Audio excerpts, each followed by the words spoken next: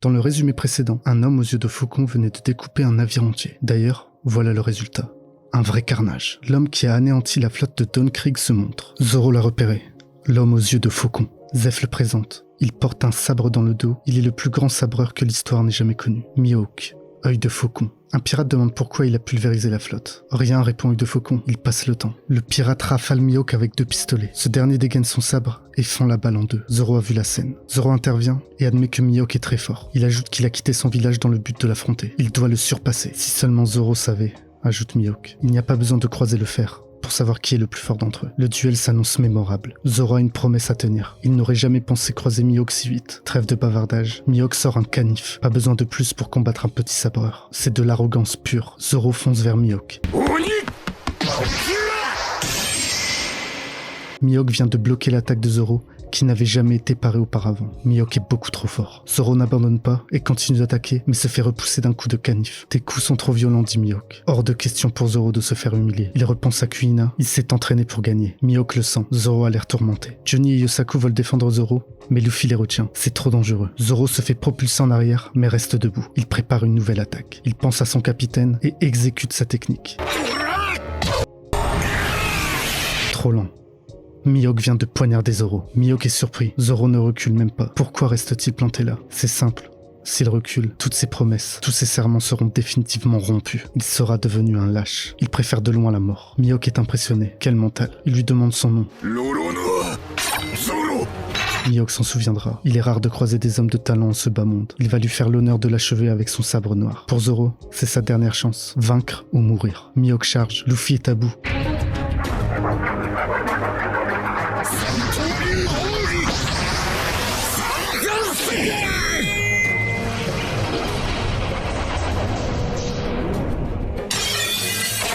Zoro rengaine son sabre, c'est fini, il ne fait pas le poids. Quelle force phénoménale. Zoro se retourne et fait face à son adversaire. Il n'y a pas pire humiliation pour un guerrier que d'être frappé dans le dos. Remarquable. Mihawk envoie son plus beau coup de sabre dans le torse de Zoro. Même Sanji ne s'y attendait pas. Zoro tombe à l'eau, Yosaku et Johnny sautent pour le sauver. Luffy est enragé. Il balance une droite, mais Mihawk esquive. Chapeau de paille prend son élan et fonce, mais se rate une fois de plus. Sa tête est enfoncée dans le bateau. Il est impuissant. Mihawk le rassure. Zoro respire encore. Ce dernier sort de l'eau. Il est KO, mais il respire. Les deux l'emmènent sur le bateau. Mihawk décide d'épargner Zoro.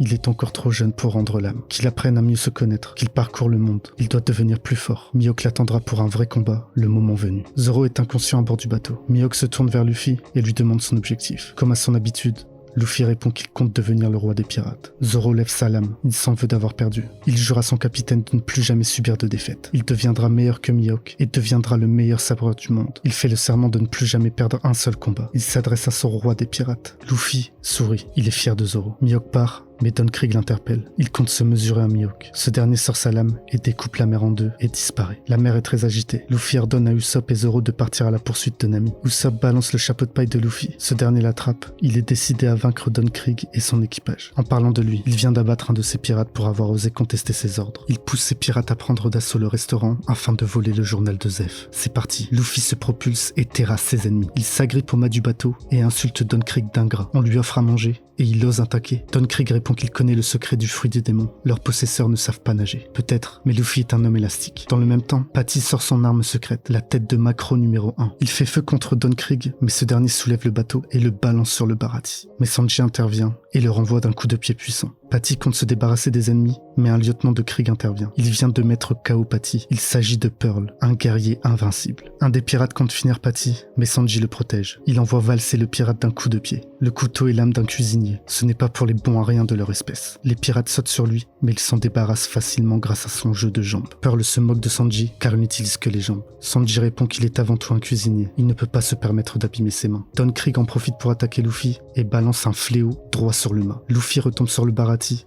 mais se cogne sur Pearl. Il est blessé au nez, du sang, il panique et s'enflamme. Il essaye de brûler le restaurant. Sanji se propulse dans les airs et balance un coup de pied, mais Pearl le bloque. Sanji est un cuisinier, il ne craint pas le feu. Il effectue une roulade et cette fois-ci, touche sa cible. Dans le même temps, Krieg envoie une fois de plus son fléau, mais Luffy le repousse grâce à son Gomu Gomu no Gin vient de prendre en otage Zeph. Sanji et Luffy se retournent, mais Pearl en profite pour mettre KO Sanji. Il tombe à genoux. Un flashback apparaît. On retrouve Sanji enfant sur le bateau de Zeph. Une tempête renverse le bateau, et les deux se retrouvent sur un rocher abandonné. En attendant de l'aide, Zeph lui offre un sac de nourriture. Il dit à Sanji d'aller de l'autre côté de la rive, au cas où un bateau approcherait. Les jours passent, et le sac de Sanji rétrécit. Il est méconnaissable. Il s'approche auprès de Zeph et constate que son sac de nourriture est immense. Sanji sort un couteau pour ouvrir le sac, mais il ne contient qu'un trésor. Le petit s'aperçoit que si Zeph a pu survivre tout ce temps, c'est en mangeant sa propre jambe. Il a sacrifié sa jambe en échange de la vie de Sanji. En effet, les deux partagent le même rêve, celui de trouver All Blue, une mer mystérieuse. De retour au présent, Sanji se relève et est prêt à en découdre. Luffy n'en peut plus et balance son Il fracasse une bonne partie du ponton. Luffy se retrouve en Sanji. Il a vécu la même chose avec Shanks. Pearl en profite pour attaquer, mais Gin le démolit. Ce dernier veut s'occuper de Sanji personnellement. S'ensuit un combat entre les deux. Gin est prêt à achever Sanji, mais n'a pas la force de le faire. Après tout, c'est grâce à lui s'il est encore vivant. Krieg décide de balancer du gaz, mais Luffy arrive par chance à se procurer un masque. Gin offre le sien à Sanji et lui sauve la vie. Il succombe suite aux effets du gaz. Luffy est enragé. Il va régler son compte à Don Krieg. Le combat fait rage et Luffy encaisse les pics de Krieg. Il est déterminé à le faire payer. Il envoie son Gomu Gomu no boulette, mais Krieg s'arme d'un bouclier. Aucune importance. Luffy envoie sa droite de toutes ses forces. Ce n'est pas avec des pics qu'il arrivera à vaincre Chapeau de Paille. Krieg encaisse et emprisonne Luffy dans un filet pour le balancer dans l'océan. Ça n'empêchera pas notre héros élastique de combattre. Il enroule ses pieds.